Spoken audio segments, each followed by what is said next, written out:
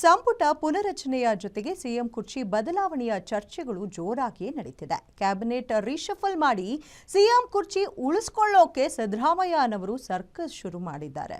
ಆಪ್ತ ಸಚಿವರು ಶಾಸಕರನ್ನ ವಿಶ್ವಾಸಕ್ಕೆ ತೆಗೆದುಕೊಳ್ಳೋಕೆ ಡಿನ್ನರ್ ಆಯೋಜಿಸಿದ್ದಾರೆ. ಕಳೆದ 2 ದಿನಗಳಿಂದ ಆಪ್ತ ಸಚಿವರ ಜೊತೆ ಸಭೆಗಳ ಮೇಲೆ ಸಭೆಗಳನ್ನ ನಡೆಸುತ್ತಿದ್ದಾರೆ. ಇತ್ತ ಸಿಎಂ ಕುರ್ಚಿಗೇರಲೇಬೇಕೆಂದು ಹಠಕ್ಕೆ ಬಿದ್ದಿರುವ ಡಿಕೆಶಿ ಹೈಕಮಾಂಡ್ ಮೂಲಕ ಗ್ರೀನ್ ಸಿಗ್ನಲ್ ಪಡೆಯೋಕೆ ನೋಡ್ತಿದ್ದಾರೆ. ಇಬ್ಬರು ನಾಯಕರ ಕೋಲ್ಡ್ ವಾರ್ನಿಂದಾಗಿ ರಾಜ್ಯ ರಾಜಕೀಯದಲ್ಲಿ ಹಲವು ಬೆಳವಣಿಗೆಗಳು ಶುರುವಾಗಿದೆ. ರಾಜ್ಯ ಕಾಂಗ್ರೆಸ್ನಲ್ಲಿ ನವೆಂಬರ್ ಕ್ರಾಂತಿ ನಿಜವೇ? ಸಂಪುಟ ಪುನರಚನೆಯೋ ಸಿಎಂ ಬದಲಾವಣೆಯೋ? ಹೈಕಮಾಂಡ್ ನೋಡ್ತಿದೆ, ಗಪ್ ಚುಪ್ ಎಂದ ಲಾರ್ಡ್. ರಾಜ್ಯ ಕಾಂಗ್ರೆಸ್ನಲ್ಲಿ ಹಲವು ರಾಜಕೀಯ ಬೆಳವಣಿಗೆ ಪ್ರಾರಂಭವಾಗಿದೆ. ನವೆಂಬರ್ನಲ್ಲಿ ಸಂಪುಟ ಪುನರಚನೆಗೆ ಸಿಎಂ ಕೈ ಹಾಕಿದ್ದು, ಸಚಿವರ ವಿಶ್ವಾಸ ಗಳಿಸೋಕೆ ಸೋಮವಾರ ಡಿನ್ನರ್ ಸಭೆ ಆಯೋಜಿಸಿದ್ದಾರೆ.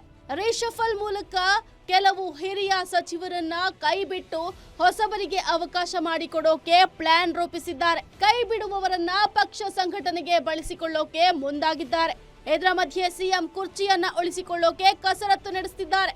ಏತ ಡಿಸಿಎಂ ಡಿಕೆಶಿ ಕೂಡ ತಾವು ಸಿಎಂ ಆಗುವ ಕನಸನ್ನ ನನಸು ಮಾಡಿಕೊಳ್ಳೋಕೆ ಬೇರೆಯದ್ದೇ ಅಸ್ತ್ರವನ್ನ ಪ್ರಯೋಗ. ನಡುವೆ ಡಿಸಿಎಂ ಡಿಕೆಶಿ ಮಾತ್ರ ಸಿಎಂ ಆಗುವ ಬಗ್ಗೆ ಪರೋಕ್ಷವಾಗಿ ದಿನಕ್ಕೊಂದು ಹೇಳಿಕೆ ಕೊಟ್ಟು ಗೊಂದಲ ಸೃಷ್ಟಿಸುತ್ತಿದ್ದಾರೆ ಎಂದು ನಾಗರಿಕರೊಂದಿಗೆ ನಡಿಗೆ ಕಾರ್ಯಕ್ರಮ ಹಮ್ಮಿಕೊಂಡಿದ್ದ ಡಿಕೆಶಿ ಅಧಿಕಾರ ಹಂಚಿಕೆ ಹಾಗೂ ಮಂತ್ರಿ ಮಂಡಲದ ಪುನರ್ರಚನೆ ಬಗ್ಗೆ ಬಾಯ್ಬಿಟ್ಟಿದ್ದಾರೆ. ಅತ್ತ ಸಿಎಂ ಸಿದ್ದರಾಮಯ್ಯ ಸಚಿವ ಸಂಪುಟ ಪುನರಚನೆ ಆಗತ್ತೆ ಅಂತ ಹೇಳಿದ್ರೆ, ಎತ್ತ ಕನಕಪುರ ಬಂಡೆ ಮಾತ್ರ ಯಾವುದೇ ಅಧಿಕಾರ ಹಂಚಿಕೆ ಇಲ್ಲ, ಸಂಪುಟ ಬದಲಾವಣೆಯೂ ಇಲ್ಲ, ಎಲ್ಲವನ್ನ ಹೈಕಮಾಂಡ್ ನೋಡ್ಕೊಳ್ಳುತ್ತೆ ಅಂತ ಸಿಎಂಗೆ ಪರೋಕ್ಷವಾಗಿ ಕೌಂಟರ್ ಕೊಟ್ಟಿದ್ದಾರೆ. ಯಾವ ಕ್ಯಾಬಿನೆಟ್ ಇಲ್ಲ, ಯಾವ ಅಧಿಕಾರನೂ ಇಲ್ಲ, ಏನಿಲ್ಲ. ಸುಮ್ಮನೆ ನಿಮ್ಮ ಮಾಧ್ಯಮದ ಗಾಳಿ ಸುದ್ದಿ, ಯಾರು ಮಾತು ಕಟ್ಕೊಂಡು ಗಾಳಿ ಸುದ್ದಿ ಮಾತ್ರ.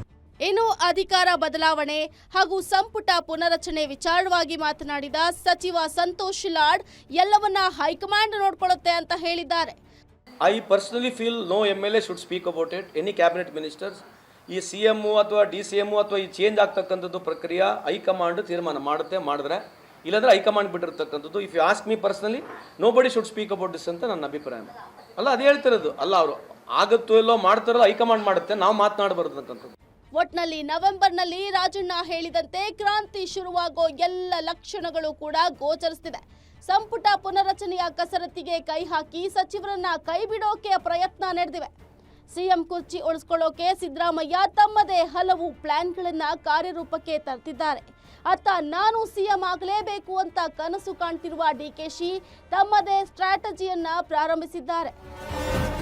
ಕವನ Shivanna, political bureau, guarantee news.